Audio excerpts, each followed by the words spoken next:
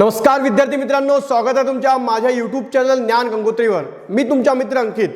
मित्रांनो, आपण Indian polity ही lecture series सुरू केली आहे। त्याच्यामध्ये आपण आतापर्यंत 3 व्हिडिओ बनवलेले आहेत। आतापर्यंत आपण बघितलेले पॉइंट्स आहेत 1773 regulating act, 1784 Pitt's India act, 1793 charter act, 1813 charter act, 1833 charter act, 1853 charter act, 1858 राणीचा जाहीरनामा, 1861 भारत सरकार अधिनियम, त्यानंतर आपण 1892 भारत सरकार अधिनियम, भारत परिषद अधिनियम आणि 1909 भारत परिषद अधिनियम हे बघितलेलं आहे। आज आपण बघणार आहोत भारत सरकार अधिनियम 1919, त्याला आपण मॉन्टेग्यू चेम्सफोर्ड सुधारणा कायदा असं सुद्धा म्हणतो। चेम्सफोर्ड हे आपले व्हाईसरॉय होते आणि मॉन्टेग्यू हे भारत सचिव होते। त्यांच्या नावावरून या कायद्याला मॉन्टेग्यू चेम्सफोर्ड सुधारणा कायदा असं नाव देण्यात आलेलं आहे। मित्रांनो, त्यावेळेसची जर आपण पार्श्वभूमी बघितली, ज्या वेळेस हा कायदा आणला गेला त्यावेळेस भारताचं तापमान नाही तापलेला होता। म्हणजे कसं तर एक वेळेसची संपूर्ण परिस्थिती बघितली मित्रांनो, तर 1906 मुस्लिम लीगची स्थापना, काँग्रेसचा विभाजन 1905, बंगालची फाळणी 1905, त्यानंतर 1906 काँग्रेसचं विभाजन, 1905 बंगालची फाळणी, त्यानंतर नरमपंथी गुट हा पुढे येणे, गरमपंथी गुट म्हणजे लोकमान्य टिळक हे जेलमध्ये जाणे, ही सगळी पार्श्वभूमी त्यावेळेस एकदम तापलेली पार्श्वभूमी होती। आणि त्यावेळेस दुसरा महायुद्ध सुरू होणं, त्यानंतर मुस्लिमांना त्यांनी प्रॉमिस केलं होतं की आम्ही तुर्कस्तानच्या खलिफ्याला हात लावणार नाही, आणि नंतर त्यांनी आपला प्रॉमिस पाळला नाही। मग ते असहकार आंदोलन, असहयोग आंदोलन ह्या सगळ्या गोष्टी तेव्हा सुरू होणार होत्या। मग ह्या सगळ्या गोष्टी होत असताना ब्रिटिशांना वाटत होतं की आता या भारतावर ज्या लोकांचा प्रभाव आहे, जे लोक पुढे काम करत आहेत संविधान आपला काँग्रेसमध्ये, मग त्यांना कसं शांत करून घ्यायचं, म्हणून त्यांनी 1919 मध्ये एक नवीन सुधारणा म्हणून एक लॉलीपॉप देण्याचा प्रयत्न केला। तो लॉलीपॉप म्हणजे काय तर 1919च्या मॉन्टेग्यू चेम्सफोर्ड सुधारणा कायदा। मित्रांनो, या कायद्यामध्ये ब्रिटिश गव्हर्नमेंटने सर्वात पहिले हा शब्द वापरलाय की आम्ही उत्तरदायी शासनाकडे वळतोय। म्हणजे आम्ही भारताच्या लोकांना उत्तरदायी शासन देणार, म्हणजे भारतातील लोकच भारतावर राज्य करणार, आपण निवडलेले लोकच लोकसभेमध्ये राज्यसभेमध्ये जाणार आणि आपल्यावर राज्य करणार, अशा प्रकारे व्यवस्था आम्ही देऊ। हा शब्द त्यांनी पहिल्यांदा तिथं वापरलेला आहे। हे लक्षात ठेवायचं की केव्हा वापरला तर भारत सरकार अधिनियम 1919 मॉन्टेग्यू चेम्सफोर्ड सुधारणा कायदा।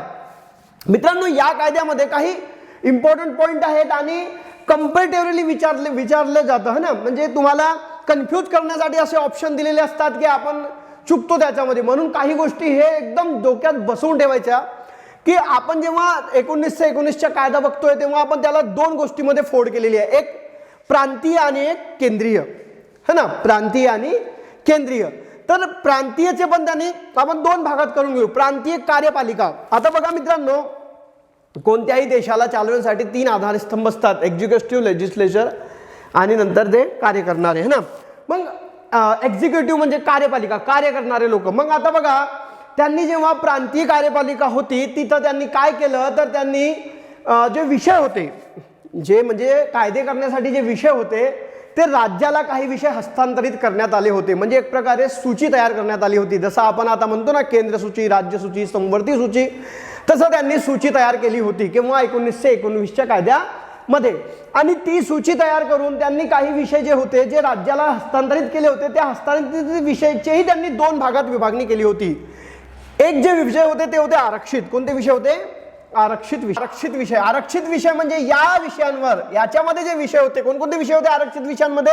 पोलीस, जेल प्रशासन, सिंचन, त्यानंतर फॉरेस्ट वगैरे, हे सगळे विषय आरक्षित होते, म्हणजे रिझर्व होते। कोणासाठी रिझर्व होते तर गव्हर्नरची कार्यकारिणी, म्हणजे गव्हर्नर, प्रांतामध्ये जो गव्हर्नर होता आणि गव्हर्नरच्या कार्यकारिणीचे जे सदस्य होते तेच लोक या विषयावर कायदे बनवू शकत होते। लक्षात ठेवायचं है ना, गव्हर्नरची कार्यकारिणीला आरक्षित विषय देण्यात आले होते।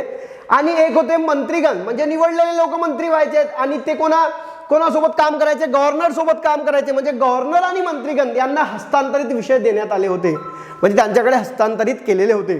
ते हस्तांतरित विषय कोणकोणते होते तर स्थानीय स्वशासन, शिक्षण, समाज कल्याण, है ना, अशा प्रकारे जे म्हणजे समाज कल्याणाच्या गोष्टी आहेत, जिथं पैसा लागतो त्या गोष्टी, त्याच्यावर कायदे करण्याचे अधिकार हे कोणाला दिले होते तर गव्हर्नर आणि त्याच्या मंत्रीगणांना दिले होते। मंत्रीगण म्हणजे काय तर नगरपालिका, महानगरपालिका यांनी अप्रत्यक्षपणे निवडून पाठवलेले लोक, कुठे पाठवलेले? प्रांतीय विधानसभेमध्ये है ना, आपण विधानसभा विधान परिषद आता जे म्हणतो, मग तिथं त्यांनी ह्या हस्तांतरित विषय या लोकांना दिले होते. म्हणजे याचा अर्थ काय, तर हे जे मंत्रीगण होते मित्रांनो, हे मंत्रीगण त्या सभेला विधानसभेला काय होते बेटा, उत्तरदायी होते. म्हणजे यांनी काम नाही केलं बरोबर, त्यांच्यावर विश्वास आला तर यांना राजीनामा द्यावा लागायचा. कोणाला, गव्हर्नरच्या मंत्रीगण लोकांना, ज्यांच्याकडे हस्तांतरित विषय दिले होते. आणि गव्हर्नरची जी कार्यकारिणी होती ती कुठल्याही प्रकारे कोणालाही उत्तरदायी नव्हती. म्हणजे आपल्या मनानुसार ते वागू शकत होते. एक प्रकारचा लॉलीपॉपच होता. पूर्णपणे अधिकार दिले होते का, नाही. डायरेक्ट त्यांनी आरक्षित विषय ठेवले होते आणि आरक्षित विषयांचा निर्णय हा गव्हर्नरच घ्यायचा, गव्हर्नरची कार्यकारिणी घ्यायची. म्हणजे एक प्रकारे त्यांनी लॉलीपॉपच दिला. पण इथं आपल्याला हे लक्षात ठेवायचे आहे की 1919च्या कायद्याने प्रांतीय कार्यपालिकेमध्ये आरक्षित आणि हस्तांतरित असे 2 विषय केले होते. तर आरक्षित विषयावर गव्हर्नरची कार्यकारिणी डिसिजन घ्यायची, गव्हर्नर आणि गव्हर्नरची कार्यकारिणी. तर हस्तांतरित विषयांवर गव्हर्नर आणि मंत्रीगण हे कायदे करण्याचे काम करायचे. ठीक आहे. त्यानंतर इथं झालं कार्यपालिकेचं, म्हणजे लेजिस्लेटिव्ह म्हणजे विधान परिषद नाव देण्यात आला. कशाला, प्रांतीय परिषदेला काय नाव देण्यात आला, विधान परिषद असं नाव देण्यात आला. आणि त्यांचा बजेट सुद्धा वेगळा केला. आता केंद्र आणि राज्याचा बजेट काय केला, इथं वेगळा केला. मित्रांनो, भारतात बजेटची सुरुवात केव्हा झाली, तर 1860 मध्ये. हे लक्षात ठेवायचं. 1860 मध्ये भारतात बजेट मांडायला ब्रिटिशांनी सुरुवात केलेली आहे. तर हा जो बजेट होता केंद्राचा पूर्ण बजेट मांडायचा, पण आता काय केलं त्यांनी, केंद्र आणि राज्याच्या बजेट वेगवेगळ्या करा. आता राज्य सुद्धा आपला बजेट वेगळा मांडू शकत होते 1919च्या कायद्यानुसार. मग 1919च्या कायद्यामध्ये सर्वात इम्पॉर्टंट गोष्ट लक्षात ठेवायची की प्रांतीय लेवलला हस्तांतरित विषय हस्तांतरित करण्यात आले. एक प्रकारे सूची तयार करण्यात आली आणि त्या सूचीमध्ये प्रांताला दिलेल्या विषयांना 2 भागात डिवाइड केलं गेलं, आरक्षित आणि हस्तांतरित विषय. ठीक आहे. मग आता केंद्रीय म्हणजे केंद्र सरकार, केंद्र लेवलवर काय केलं त्यांनी ते बघू आपण. तर परत मी सांगतो, इथं केंद्र लेवलवर त्यांनी सूची तयार केली, प्रांतीय सूची. आणि हे प्रांतीय सूचीचे विषय आरक्षित, हस्तांतरित हे 2 भाग बघितले आपण. एक केंद्रीय सूची होती. या केंद्रीय सूचीमध्ये निर्णय घेण्याचा अधिकार कोणाचा होता, तर जी केंद्रात लोकसभा आणि राज्यसभा द्विसदन तयार केले त्यांनी. काय तयार केले, द्विसदन तयार केले. कोणकोणते सदन तयार केले, एक वरच्या सदन त्याला केंद्रीय विधानसभा असं नाव देण्यात आला. केंद्रामध्ये त्यांनी द्विसदन तयार केले. आता हा प्रश्न पडतो, जर असं विचारलं की मॉन्टेग्यू चेम्सफोर्ड सुधारणा कायद्याने केंद्रामध्ये द्विसदन तयार करण्यात आले का, तर हो, केंद्रामध्ये द्विसदन तयार करण्यात आले. एक होता केंद्रीय विधानसभा, याला निम्न सदन म्हणायचे, जसं आताच्या लोकसभा. आताच्या काय ते, आताची लोकसभा जी आहे ते म्हणू आपण. त्याची सदस्य संख्या किती होती मित्रांनो, 145 ही सदस्य संख्या ठेवण्यात आली. त्याच्यापैकी 104 हे निर्वाचित सदस्य होते. एक प्रकारे काय केलं त्यांनी, निर्वाचित सदस्यांच्या बहुमत तिथं आणून दिला. आणि 41 हे मनोनीत होते. कोण मनोनीत करणार, तर व्हाईसरॉय हा मनोनीत करायचा. दुसरा सदन कोणता होता, राज्य परिषद म्हणायचे त्याला. म्हणजे काय, तर राज्यातून आलेले लोक, यांची सदस्य संख्या किती होती, 60 होती. त्याच्यापैकी 34 हे निर्वाचित होते, तर 26 हे मनोनीत होते. म्हणजे आता आपल्याला लक्षात ठेवायचे आहे, मॉन्टेग्यू चेम्सफोर्ड सुधारणा कायद्याने केंद्रात द्विसदन निर्माण करण्यात आले. एवढं लक्षात ठेवलं तरी तुमचे मार्क्स पक्के. कारण प्रश्न विचारताना आयोग इथंच प्रश्न विचारतो है ना, कन्फ्यूज करतो हे 2 गोष्टीमध्ये है ना. प्रांतात द्विसदन तयार केले का, नाही, केंद्रात द्विसदन तयार केले है ना. आपण पुढे बघू 1935च्या कायद्यात त्यांनी उलट केला याच्या है ना, ते पुढे बघू आपण. त्यानंतर गव्हर्नरची जी कार्यकारिणी होती, गव्हर्नर म्हणजे व्हाईसरॉयची जी कार्यकारिणी होती, त्यापैकी त्याच्यामध्ये 8 सदस्य होते. 8 पैकी 3 हे भारतीय असणे आवश्यक होते. काय केलं त्यांनी, गव्हर्नरची जी कार्यकारिणी होती तिथं 3 भारतीय सदस्य घेतले आणि त्यांच्याकडे शिक्षा, उद्योग असे विभाग सोपविण्यात आले. कोणाकडे, त्या 3 भारतीय सदस्यांकडे. ठीक आहे. प्रांताचे जे आरक्षित विषय होते मित्रांनो, आता जिथं शिकलो ना आपण, आरक्षित विषय हस्तांतरित विषय म्हणजे प्रांताचे आरक्षित विषय होते त्याच्यावर गव्हर्नर जनरलला निर्णय घ्यायचे पूर्ण पॉवर्स होते. जे आरक्षित विषय होते त्या विषयावर गव्हर्नर जनरल डिसिजन घेऊ शकत होता. पण हस्तांतरित विषयावर गव्हर्नर जनरल हेरफेर किंवा म्हणजे तिथं लुडबुड करू शकत नव्हता है ना.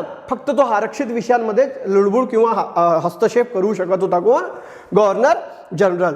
1919च्या कायद्याने अजून इम्पॉर्टंट पॉइंट काय, तर हा जो ऍक्ट होता, या ऍक्टने संपत्ती, कर आणि शिक्षा हे जे डायमेन्शन ठेवले आणि या डायमेन्शन नुसार वोटिंगचे अधिकार दिले गेले लोकांना. म्हणजे एक पर्टिक्युलर संपत्ती, एवढी संपत्ती असेल तर हा माणूस वोट करू शकतो, एवढा शिकलेला असेल तर हा माणूस वोट करू शकतो, किंवा तो हा माणूस टॅक्स देतोय म्हणून हा वोट करू शकतो. अशा प्रकारे त्यांनी वोट देण्याचे जे पॉवर्स होते ते दिले कशावर दिले? संपत्ती कर आणि शिक्षा हे त्यांनी डायमेन्शन ठेवले. अजून काय तर महिलांना वोट देण्याचा अधिकार देण्यात आला. कोणाला वोट देण्याचा अधिकार देण्यात आला? महिलांना वोट देण्याचा अधिकार 1919च्या कायद्याने देण्यात आला. अजून काय तर ही जी राज्य परिषद होती याचे सदस्य फक्त पुरुष असायचे. लक्षात ठेवायचं है ना, याचे सदस्य कोण असायचे? फक्त पुरुष असायचे. राज्य परिषद जी होती, द्विसदन तयार केला, एक निम्न सदन आणि उच्च सदन. उच्च सदन म्हणजे राज्य परिषद, त्याचे सदस्य हे नेहमी पुरुष असायचे. ठीक आहे. त्यानंतर बजेटवर आता हे जे निर्वाचित सदस्य होते ते बजेटवर प्रश्न विचारू शकत होते, अनुपूरक प्रश्न विचारू शकत होते, बजेटला कॅन्सल सुद्धा करू शकत होते. पण जर गव्हर्नरला वाटला की नाही हा बजेट पासच करायचा आहे तर गव्हर्नर पास करू शकत होता. म्हणजे एक प्रकारे काय, आता बघा मित्रांनो, लोकसभेमध्ये जर बजेट म्हणजे पास झालं नाही तर सरकार पडते आता सध्या. पण तिथं तसं होतं का? तिथं गव्हर्नरला तरी पॉवर्स होतेच. म्हणजे यांची इच्छा नसेल तरी ते काही विषय कमी करू शकत नव्हते है ना. म्हणजे गव्हर्नरला वाटलं तर ठीक आहे, नाही वाटलं तर ठीक आहे. म्हणजे गव्हर्नरला अतिरिक्त पॉवर देण्यात आलेले होते. आरक्षित विषयांवर तो केव्हाही निर्णय घेऊ शकत होता है ना. बरं, त्यानंतर स्थायी समिती बनवण्यात आली. त्या समितीमध्ये भारतीयांना निवडण्यात आला. आता तुम्ही जेव्हा भविष्यात आपण लोकसभे आणि राज्यसभेच्या समित्या शिकू, पार्लमेंटच्या समित्या शिकू, त्याच्यामध्ये स्थायी समिती म्हणजे जी समिती कंटिन्यू राहते है ना. स्थायी समिती दोन प्रकारच्या समिती असतात. तर जी स्थायी समितीमध्ये एक समिती ते लोकलेखा समिती है ना. ती लोकलेखा समिती 1921 मध्ये बनलेली आहे. 1919च्या कायदा झाल्यानंतर स्थायी समिती बनण्यात आलेली होती आणि त्या स्थायी समितीमध्ये भारतीयांना सदस्यत्व देण्यात आलं. अजून 1919च्या कायद्याने काय केलं मित्रांनो, त्यांनी जे निर्वाचन प्रणाली होती, जे 1909च्या कायद्याने त्यांनी सांप्रदायिक निर्वाचन पद्धती सुरू केली होती. म्हणजे मुस्लिम व्यक्ती मुस्लिम व्यक्तीलाच वोट देईल, मुस्लिम व्यक्ती मुस्लिम व्यक्तीलाच निवडून देईल. तसं त्यांनी त्याला सिख, भारतीय ईसाई आणि आंग्ल जे भारतीय असतात त्यांच्यापर्यंत त्याला लांबवलं. म्हणजे त्याचा प्रसार केला. त्या निर्वाचन प्रणालीचा काय केला? प्रसार केला. आता सिख हे सिखांनाच निवडू लागले, तर ईसाई हे ईसाईंना निवडू लागले. म्हणजे एक प्रकारे त्यांनी काय केलं तर सांप्रदायिकता अजून वाढवली 1919च्या कायद्याने. त्यानंतर त्यांनी लंडनमध्ये एक उच्चायुक्त कार्यालय, कोणतं कार्यालय? उच्चायुक्त कार्यालय निर्माण केला. म्हणजे आतापर्यंत जे भारत सचिवचे काही कार्य होते ते कार्य उच्चायुक्त कार्यालयाला देण्यात आले. भारत सचिवचे जे कार्य होते ते कार्य कोणाला देण्यात आले? तर उच्चायुक्त कार्यालयाला देण्यात आले. लक्षात ठेवायचं की 1919च्या कायद्याने उच्चायुक्त कार्यालय निर्माण झाला का? तर हो, झाला. ठीक आहे.